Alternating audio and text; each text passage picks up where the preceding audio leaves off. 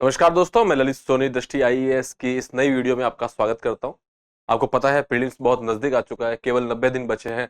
और अभी एक दिन पहले आपके लिए एक वीडियो भी बनाई गई थी जिसमें बताया गया है कि लास्ट 90 दिन में आपकी क्या स्ट्रेटेजी होनी चाहिए, लास्ट 90 डेज में आपको कैसे एक शेड्यूल फॉलो करना है, क्या चीज़ें हैं जो बार बार रिवाइज करनी है।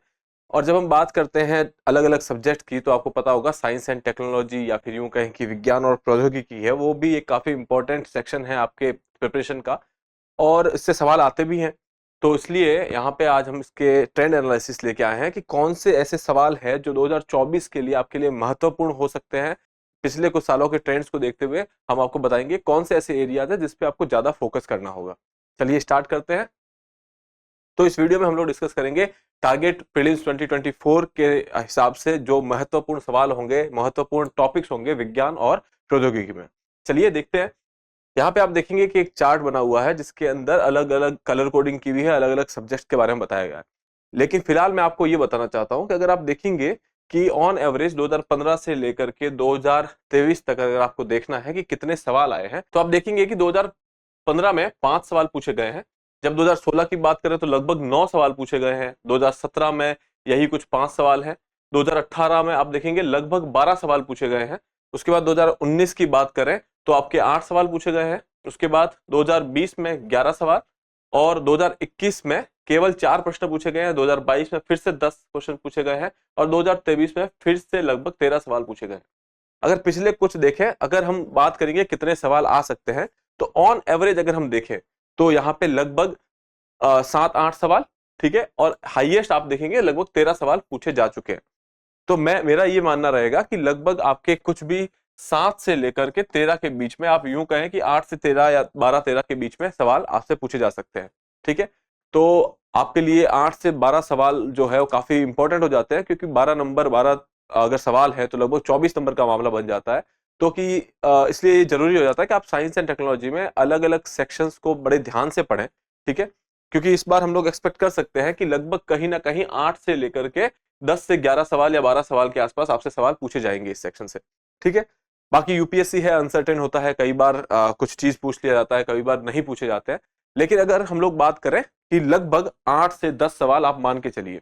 ठीक है, दूसरा साइंस एंड टेक इसलिए भी इंपॉर्टेंट होता है विज्ञान और प्रौद्योगिकी में, आपके करंट अफेयर्स से जो हाल चर्चा में जो भी विषय रहते हैं, जैसे कि CAR-T सेल थेरेपी हो गया, या फिर नैनो टेक्नोलॉजी हो गया, आर्टिफिशियल इंटेलिजेंस हो गया, ये सारी चीजें बार बार चर्चा में रहती है, तो इसलिए इनसे सवाल पूछने के चांस ज्यादा हो जाते हैं। तो आपके जो विज्ञान का जो पोर्शन रहेगा, साइंस और टेक्नोलॉजी का जो पोर्शन रहेगा, उसकी प्रिपरेशन आपकी करंट बेस्ड ज्यादा होनी चाहिए। ठीक है, आगे देखते हैं। अगर हम देखें कि टॉपिक वाइज अगर इसका एनालिसिस देख लेते हैं, तो जब हम जैव प्रौद्योगिकी की बात करें या बायोटेक्नोलॉजी की बात करें, तो आप देखेंगे कि लगभग 2-3-4 सवाल इससे पूछे जा चुके हैं। 2-3-4 सवाल बायोटेक्नोलॉजी से या जैव प्रौद्योगिकी से आप एक्सपेक्ट कर सकते हैं कि लगभग 2 से 3 सवाल इसमें पूछे जाने की संभावना रहती है। आप यहाँ पे देखिए, 2023 में एक पूछा गया था, 2022 में 2 पूछे गए थे, 2021 में 4 सवाल भी पूछे गए हैं, 2019 में भी 4 सवाल पूछे गए हैं। तो ऑन एवरेज आप देखेंगे 3-4 2 सवाल पूछे जा रहे हैं। मतलब ये टॉपिक आपके लिए इंपॉर्टेंट हो ही जाता है। उसके बाद बात करते हैं अंतरिक्ष प्रौद्योगिकी की या फिर स्पेस टेक्नोलॉजी की। तो यहाँ पे आप देखेंगे पिछले 3 सालों से कोई सवाल नहीं पूछा, उससे पहले 1-2-3 सवाल इससे पूछे जा चुके हैं। लेकिन अब यहाँ पे बात ये भी आ जाती है कि इस साल हमने चंद्रयान भेजा, आदित्य L1 मिशन भेजा, इसके अलावा भी गगनयान को लेके भी काफी बातचीत चल रही है। तो इस सवाल हम देखेंगे कि स्पेस टेक्नोलॉजी वाला जो एरिया है वो काफी इंपॉर्टेंट हो जाता है, अंतरिक्ष प्रौद्योगिकी का एरिया इंपॉर्टेंट हो सकता है। तो आप इसको भी अच्छे से तैयार कर लें, क्योंकि ये एरिया फिलहाल करंट अफेयर्स में बहुत रहा है। ठीक है, और इसरो ने काफी सक्सेसफुल तरीके से भी काम किया है, तो इसलिए हम मान के चलते हैं कि यहाँ से ये आपका एरिया भी काफी इंपॉर्टेंट हो सकता है। फिर डिफेंस टेक्नोलॉजी की बात करें तो इसमें कई सालों में सवाल नहीं भी पूछे गए हैं, और अगर देखें 2-3 सालों में एक एक सवाल पूछा गया है। यहाँ पे 2023 में एक सवाल पूछा गया था, फिर 2020 में 2 सवाल पूछे गए हैं, 2018 में एक सवाल पूछा गया है। तो ये अगर हम देखें पिछले कुछ जो आपके सेक्शंस थे उनके रिलेटिवली ये थोड़ा कम इंपॉर्टेंट रहेगा। लेकिन फिर भी मैं कहूंगा कि जो भी डिफेंस टेक्नोलॉजी से लेकर के ऐसी चीजें रही है जो भारत में बनी है, ठीक है, जैसे तेजस हो गया, या इसके अलावा कुछ ऐसी टेक्नोलॉजीज है जो भारत के अंदर बनाई गई है। रिसेंटली आपको पता होगा कि भारत में हम लोग ड्रोन्स वगैरह को भी काफी प्रमोट कर रहे हैं सर्वेलेंस वगैरह के लिए, तो उसको लेकर के ये काफी इंपॉर्टेंट हो जाता है। इसके अलावा आपने अभी पता होगा कि कुछ सबमरीन्स हैं, जैसे कि सबमरीन जो इम्फाल है वो वगैरह कमीशन की गई थी, तो उसको लेकर के भी आपको ध्यान रखना है क्योंकि ये चर्चाओं में रहा है। ठीक है, उसके बाद नैनो टेक्नोलॉजी। नैनो टेक्नोलॉजी में आप देखेंगे कि एक सवाल पूछा गया है, फिर कुछ नहीं पूछे हैं, फिर एक सवाल पूछा गया है, फिर काफी साल तक नहीं पूछा है, फिर एक सवाल पूछा गया है। तो मेरे हिसाब से आप इसका जो बेसिक कॉन्सेप्ट है उसको आप पढ़ के रखिएगा, क्योंकि अगर वो पूछते भी है तो बेसिक सवाल पूछेंगे। ज्यादातर ऐसा ट्रेंड होता है कि अगर आपको मान लीजिए कि जैव प्रौद्योगिकी में उन्होंने 4 सवाल पिछली बार पूछे हैं या एक सवाल पूछा है, तो बहुत चांसेस है कि उसी से जुड़े हुए सवाल आपसे बार बार पूछेंगे। तो आप पीवाईक्यूज नैनो टेक्नोलॉजी के देख लीजिए कि पिछले 2-3 सालों में या पिछले 5-6 सालों में क्या सवाल पूछे गए हैं, उसके बेसिस पे अपना जो है छोटा सा कंटेंट तैयार कर लीजिए। उसके बाद सूचना एवं संचार प्रौद्योगिकी, जो इंफॉर्मेशन टेक्नोलॉजी को लेकर के, इंफॉर्मेशन कम्युनिकेशन टेक्नोलॉजी को लेकर के बात करें, तो आप देखिए यहाँ पे एक सवाल पूछा गया 2023 में, उसके बाद 2022 में 7 सवाल पूछे गए हैं। अब यहाँ पे इंपॉर्टेंट ये है क्योंकि आप देखिए आगे एक सवाल, 3 सवाल, 6 सवाल, तो 6-7 सवाल भी पूछे गए हैं, किसी टाइम पे एक सवाल भी पूछा गया है। तो अगर मतलब आप ये देखेंगे कि अगर आपके चर्चाओं में वो चीज रही है तो हो सकता है कि उससे ज्यादा सवाल आए होंगे। ठीक है, इस साल भी अगर देखें तो हमने एक टेलीकॉम बिल भी लाया है। ठीक है, टेलीग्राफ बिल वगैरह जो पहले थे उनको हटा दिया गया, एक टेलीकॉम का एक नया बिल आया है हमारे पास। उसके अलावा जो स्पेक्ट्रम आवंटन वगैरह को लेकर के भी काफी चर्चाएं रही है।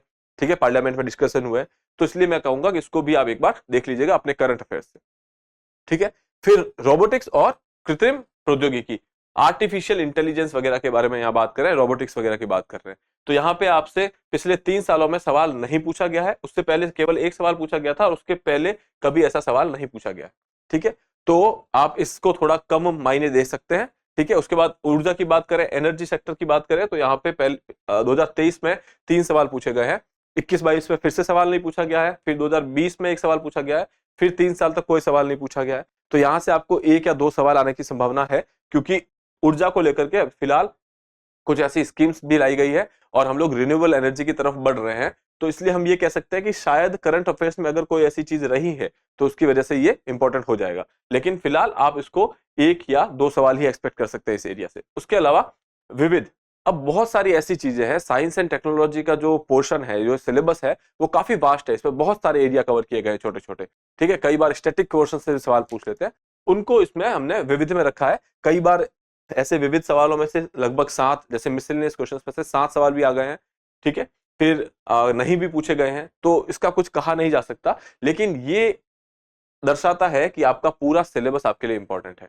यूपीएससी कहीं से भी कुछ भी सवाल पूछ सकता है, लेकिन अब ये अनसर्टेनिटी पे ज्यादा ध्यान ना देते हुए हम लोग ध्यान उस चीज पे देंगे कि ये जो आपको बताए गए हैं टॉपिक्स, यहाँ पे जो टॉपिक बताए गए हैं, जो कि जैव प्रौद्योगिकी हो गया, उसके अलावा अंतरिक्ष प्रौद्योगिकी हो गया, नैनो टेक्नोलॉजी हो गया, इंफॉर्मेशन एंड कम्युनिकेशन टेक्नोलॉजी हुआ, रोबोटिक्स हुआ, और ऊर्जा को लेकर के जो ये 5-6 एरियाज है जिससे बार बार सवाल पूछे जाते हैं, तो ये आपके लिए काफी इंपॉर्टेंट हो जाएगा। आप इस पे ज्यादा फोकस कीजिएगा।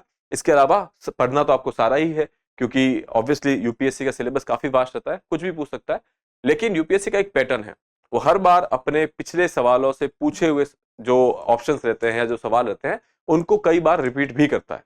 इसलिए ये इंपॉर्टेंट हो जाता है कि पिछले कुछ सालों में जो सवाल पूछे गए हैं उसके इर्द गिर्द हम लोग उसको कोर बना लें, उसको सेंटर में रखें और उसके आसपास की चीजों को अच्छे से पढ़ लें। तो वो आपका सेंटर का काम करेगा, ये पोर्शन जो कि आपका biotechnology, space technology, defence technology, फिर हम लोग बात कर रहे हैं कि nano technology, information and communication technology, robotics और एनर्जी सेक्टर। ये सारी चीजें जो है आपके लिए साइंस और टेक को लेकर के काफी ज्यादा इंपॉर्टेंट है। आप इन 7 सवालों की चिंता ना करें, क्योंकि ये किसी भी जगह से पूछे जा सकते हैं, लेकिन ये कुछ ऐसे एरियाज है जिससे सवाल पूछने की ज्यादा संभावना है। और सिंस अब 2 या 3 महीने बचे हैं, 80-90 दिन बचे हैं, तो इसलिए आपका फोकस उन एरियाज पे होना चाहिए जहां से आपको ज्यादा से ज्यादा सवाल पूछे जा सकते हैं। और मेरी आपसे अपनी पर्सनल सलाह ये रहेगी कि आप करंट अफेयर्स पे भी फोकस करें, क्योंकि साइंस एंड टेक्नोलॉजी का, विज्ञान और प्रौद्योगिकी का काफी मामला जो है करंट अफेयर्स के आसपास ही रहता है। ठीक है, तो इसी के साथ इस वीडियो को हम विराम देंगे। मोस्टली हम लोग सारी चीज इसमें कवर कर चुके हैं।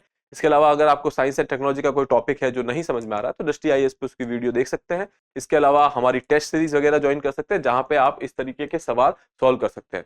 इसको आपको पता होगा कि दृष्टि आईएएस की प्रीलिम्स प्रैक्टिस सीरीज है, जिसके अंदर कुछ 6-7 किताबें हैं, जिसमें विज्ञान और प्रौद्योगिकी की भी किताब है, जिसके अंदर पिछले कुछ सालों के सवाल रखे गए हैं। और जैसे मान लीजिए यूपीएससी, इसके अलावा और भी जो कॉम्पिटेटिव एग्जाम्स हैं, उनके सवालों को वहां कंपाइल किया गया है, तो आप अपनी प्रैक्टिस के लिए उसको भी यूज कर सकते हैं। ठीक है, इसी के साथ मैं आपसे आगे चाहूंगा, मैं फिर मिलूंगा आपसे। धन्यवाद। Dear viewers, अपने एग्जाम की तैयारी को और बेहतर करने के लिए हमारे चैनल को लाइक, शेयर और सब्सक्राइब करना न भूलें।